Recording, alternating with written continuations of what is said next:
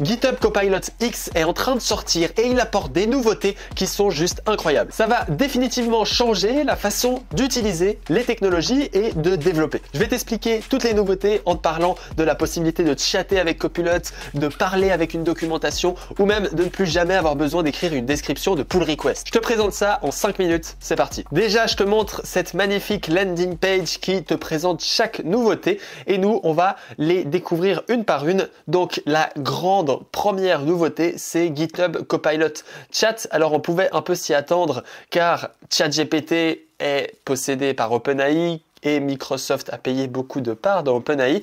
Donc on a maintenant un chat copilot afin de pouvoir lui poser des questions, mais ça va plus loin parce que ça s'intègre directement dans ton IDE. C'est-à-dire que ici, par exemple, j'ai un code avec module.python qui possède plein d'informations et là j'ai qu'à lui dire explique-moi le code que je viens de sélectionner du coup juste ici ou écris-moi un test pour ce code et lui il va pouvoir se baser sur ta codebase, ta façon de tester, il va pouvoir se baser sur le code que tu viens de faire afin de te générer des tests. Encore une fois, il faut faire attention parce qu'ici c'est un exemple avec des tests plutôt simples avec des guillemets et là on va vraiment pouvoir aller plus loin avec cette histoire. Donc vraiment on va pouvoir avoir des discussions avec Copilot. Alors la différence avec ChatGPT, c'est vraiment que ça va s'intégrer dans notre IDE, ce qui va permettre de pouvoir sélectionner un bout de code, lui dire trouve-moi le bug qui fait blablabla dans ce bout de code et il va directement te faire la réponse dans ton IDE et ça offre un sacré avantage. Le deuxième truc incroyable, c'est ceci, c'est GitHub Copilot for Doc. Et là, vraiment, moi j'aime bien dire que les documentations vont prendre vie. Donc là, on a GitHub Copilot for Doc et par exemple avec la doc de React, bon voilà, pour l'instant il n'y en a pas beaucoup, mais on aura notamment React et là du coup quand tu vas choisir React, on voit qu'ici, il faut que j'arrête, tu vas pouvoir définir quel niveau de développeur tu as, à quel point tu connais déjà ce qui est en train d'être expliqué et à quel point tu veux une réponse qui t'explique des choses, je crois. Et ensuite, tu vas pouvoir poser ta question et tu vois que ça va chercher dans la documentation React. Mais ce qui est intéressant, c'est que ça va te donner les références. Donc là, comment optimiser tes composants? Ils vont te dire, il va falloir utiliser Memo.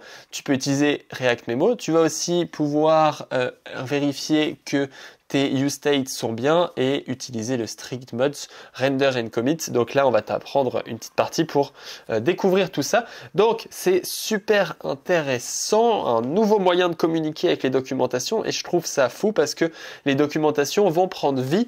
Ça va être des personnes. On va pouvoir parler avec React. Voilà pour ce doc et la troisième information qui est très intéressante, c'est pull request.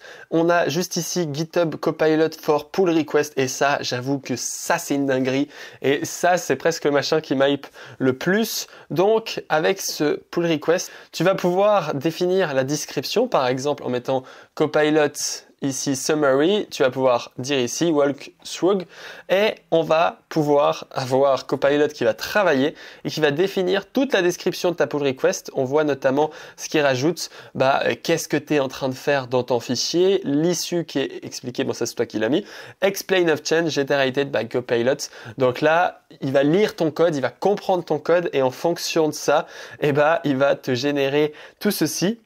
Et donc ça, c'est vraiment le truc encore plus fou, c'est Gen Test.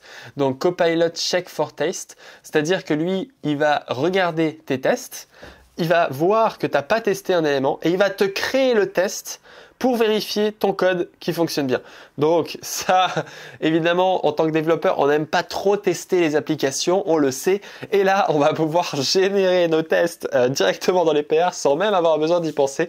Alors ça, vous inquiétez pas, ça va, encore une fois, c'est le meilleur moment pour devenir développeur, c'est assez fou.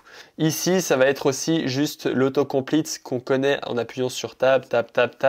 Et ici, bon là, on commence à arriver sur un truc où c'est comme si on discutait avec ChatGPT.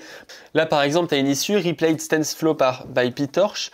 Et là, tu lui demandes et lui, il va t'expliquer quelle étape il faut faire pour faire ta PR. C'est que là, ce qu'il est en train de faire, alors là, ça commence à devenir dangereux pour les développeurs, c'est qu'il est carrément en train de commit, de créer le fichier pour modifier ton code. Et là, tu vois qu'il va modifier ton code en te disant peut-être que ce sera utile. Et derrière, il a ton code qui est fait. Alors, encore une fois, j'imagine pas le niveau de bullshit qu'on va avoir. Surtout que là, on est sur une codebase avec 5 fichiers. De base, les codebases, elles font des milliers de fichiers, donc on est très loin d'avoir un truc incroyable. Mais ça reste quand même très intéressant. On va même pouvoir review les pull requests avec une IA. Donc bon, on arrive sur une dinguerie stratosphérique. Je sais même pas trop quoi vous dire par rapport à ça. On va voir à quel point ça fonctionne et à quel point ce sera utilisé. Parce que souvent, ces technologies, j'ai envie de dire, c'est un peu de l'attouchement avec l'IA. Alors, à voir qu'est-ce que ça donne dans la vraie vie, qu'est-ce que ça donne dans le concret pour voir si c'est vraiment un game changer ou si c'est juste un gadget. Le troisième truc, c'est GitHub Copilot for CLI et ça, c'est assez cool. Tu vas pouvoir avoir un mode d'interaction, par exemple ici, où quand tu utilises la commande point d'interrogation ou guide point d'interrogation, et list JS file, il va automatiquement te proposer la commande, t'expliquer qu'est-ce que c'est la commande et te proposer de l'effectuer. Donc ça, je trouve ça génial, surtout que voilà, il y a des commandes qu'on a besoin de connaître, il y a des commandes, franchement, ça sert à rien de les connaître, autant utiliser ça. Voilà pour tous ces changements GitHub Copilot X, ça annonce beaucoup de choses intéressantes. Encore une fois, arrêtez d'avoir peur avec le métier de développeur, ça ne va pas remplacer le métier de développeur, c'est juste que les développeurs vont pouvoir faire des tâches à haute valeur ajoutée, vont pouvoir faire des tâches importantes, intéressantes. Les tests, c'est pas très intéressant pour un développeur. Les GitHub pull requests, c'est pas très intéressant. Donc on vient vraiment remplacer toutes les parties chiantes avec de la text generation. Attention à pas croire que c'est magique, ça reste un prédicteur de texte. Ne l'oubliez pas, n'hésitez pas à suivre cette chaîne YouTube, à me suivre sur YouTube. On se retrouve dans une prochaine vidéo. Bye bye.